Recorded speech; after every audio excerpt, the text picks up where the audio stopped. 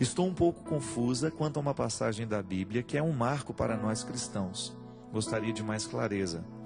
Há tempos que venho tentando entender a atitude de Paulo, naquela passagem de Atos dos Apóstolos, sobre a entrada de Damasco, onde Saulo, um perseguidor de cristãos, recebe de Cristo o convite à missão de levar a Deus aos povos. Agora vem a minha dúvida. Como Paulo conseguiu transmitir esse Jesus que ele nem conhecia às pessoas? Como ele convencia as pessoas?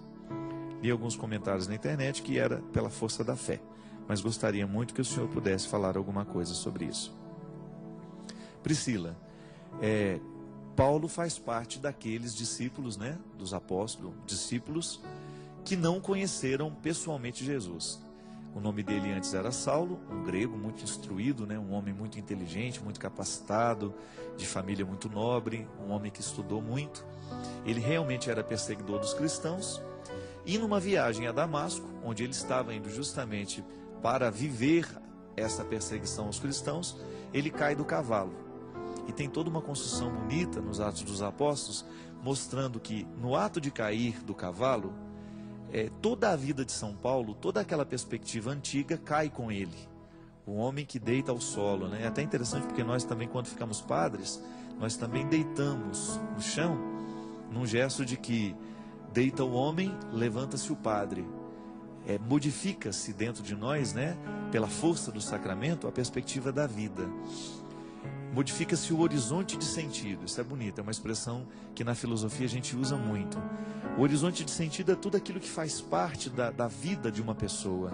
O que é o sentido? É aquilo que nos ajuda a identificar os valores. Isso para mim tem sentido, isso é, eu me defino a partir deste valor. Jesus não era nenhum valor para São Paulo, porque ele só tinha escutado falar dele. Ele conhecia aqueles que diziam ter se encontrado com Jesus e terem as suas vidas transformadas. E é a essas pessoas que ele persegue. No momento em que ele cai, ele também fica cego, né? Toda essa metáfora da cegueira, da queda, está justamente para mostrar que o acontecimento, Jesus, invadiu Paulo de uma outra forma. Ele não teve a oportunidade de conhecê-lo pessoalmente, mas ele foi impactado pela verdade do Evangelho. Por que isso é importante dentro da Sagrada Escritura e dentro também daqueles que são os discípulos e os primeiros seguidores de Jesus? Essa presença de alguém que não o conheceu, mas se torna também um legítimo discípulo, é um jeito que a igreja tem também de demonstrar pela força da revelação, que isso é um acontecimento, de que eu tenho também o direito de ser discípulo de Jesus, mesmo não tendo me encontrado com ele. Que você, Priscila, mesmo não tendo sido impactada pela força material de Jesus, você foi tocada e impactada pela força espiritual, que é justamente a força dessa primeira comunidade, que vai se manifestando no tempo, que vai se firmando na história e que mais tarde se torna a igreja. Então, minha filha, nós temos duas formas, nos Atos dos Apóstolos, duas formas de discipulado. Aqueles que realmente conviveram com Jesus e que são os apóstolos, e aqueles que se tornaram discípulos, ou porque ouviram a pregação de Jesus, estiveram com ele também, ou porque ouviram a pregação daqueles que estiveram com ele. Então você tem um discipulado diferente, mas não é menos precioso, né? Claro que isso deu problema, claro que na primeira comunidade, eles certamente deviam ter um ou outro preconceito com aqueles que não tiveram o contato físico com Jesus. Mas é bonito a gente ver, por exemplo, toda a teologia, ela gira muito em torno dos ensinamentos de São Paulo. Então você pode entender que a força da teologia, a força desse processo de revelação de Deus, pela força do conhecimento, né, de uma ciência que nós podemos investigar, ela nasce da experiência de alguém que não encontrou-se pessoalmente com Jesus, materialmente, mas encontrou-se misticamente. Porque isso faz com que a igreja continue nesse movimento místico do ressuscitado, que é uma presença mais do que concreta. Porque senão, se a igreja se restringisse apenas àqueles que viveram ao lado da pessoa de Jesus, o Verbo encarnado, nós não teríamos continuidade. A igreja que nasceu de um homem e que morreu pelo processo da vida, aquele que é vivo morre, mesmo sendo Deus, o mistério encarnado morre, mas ressuscita. E aí o ressuscitado continua movendo o coração dos vivos. Eu não preciso ter uma experiência material de Jesus para acreditar na sua força. Este é o testemunho de São Paulo, que, ao meu ver, é muito mais bonito do que aquele que viu. Onde é que está a fé? A fé mora naquele que não viu. O que viu, ele não precisa ter uma experiência de fé muito profunda. Ele viu o acontecimento. Mas nós, quando não vimos e acreditamos na palavra daqueles que viram, nós estamos inteiramente no campo da fé.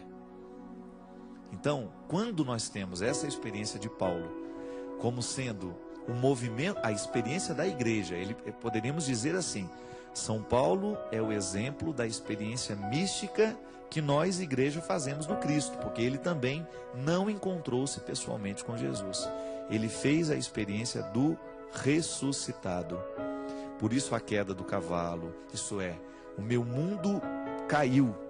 A minha perseguição deixa de ser importante, porque eu agora sou um adepto daquele que eu perseguia. É muito interessante, porque inclusive até o nome dele é modificado. Toda essa tradição religiosa que você vê, dos padres que antes mudavam de nome, os irmãos religiosos mudavam de nome, as irmãs. Hoje tem, a Toca de Assis, por exemplo, tem uma experiência bonita de mudar o nome daqueles que se consagram, para mostrar isso. Acabou aquele tempo antigo, agora nós somos uma nova pessoa, temos perspectivas diferentes, estamos num novo horizonte de sentido. Vamos falar essa agora de maneira geral. Você, por exemplo, na sua vida, quando você passa por um tempo novo, quando você passa por uma experiência profunda, de superação, não precisa ser aspecto religioso não, quando você descobre dentro de você forças para lutar e de repente você supera aquela dificuldade que parecia impossível, é como se nascesse uma nova pessoa, não é verdade?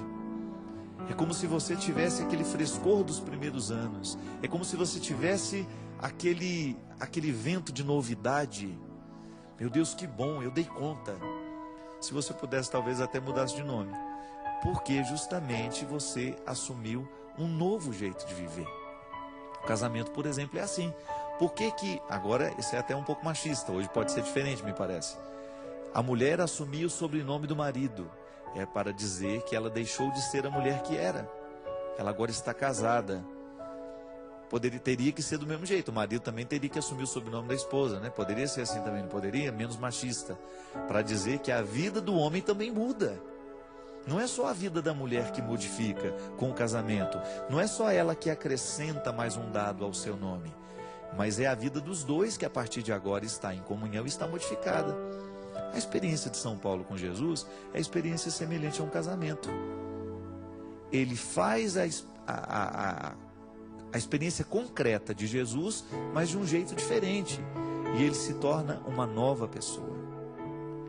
Essa é a experiência que faz São Paulo ser o homem que é e ter a importância que tem dentro da igreja, dentro da teologia. Então, minha filha, é muito, muito bonito a gente entender que na experiência dos discípulos, o não ver é sempre uma experiência de fé. Eucaristicamente nós fazemos essa experiência todos os dias. Nós não vemos o Cristo, mas nós sabemos que Ele está presente, porque Ele modifica a nossa vida a cada Eucaristia, se a gente assim o permitir.